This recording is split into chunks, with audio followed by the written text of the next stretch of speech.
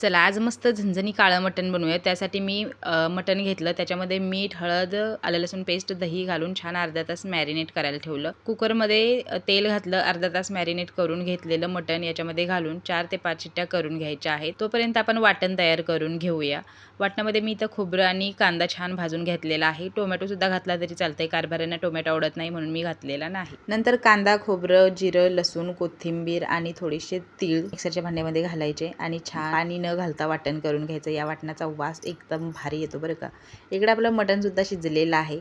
कढईमध्ये तेल घालायचं. आपण बनवलेलं वाटण जे आहे ते याच्यामध्ये घालून छान परतून घ्यायचं. मीठ गरजेनुसार घालायचं. नंतर मी याच्यामध्ये AM मसाले यांचा कोल्हापूर स्पेशल काळा मसाला वापरलेला आहे. वाटण आणि मसाला मस्त असा परतून घ्यायचा. नंतर याच्यामध्ये शिजवलेलं मटण घालायचं. गरजेनुसार गरम पाणी ऍड करायचं. वरून भरपूर सारी कोथिंबीर घालायची आणि आपलं काळं मटण तयार आहे. मसाल्याच्या लिंक इन्स्टाच्या बायोला आणि यूट्यूबच्या कम्युनिटी पोस्टला आहेत. नक्की चेक करा.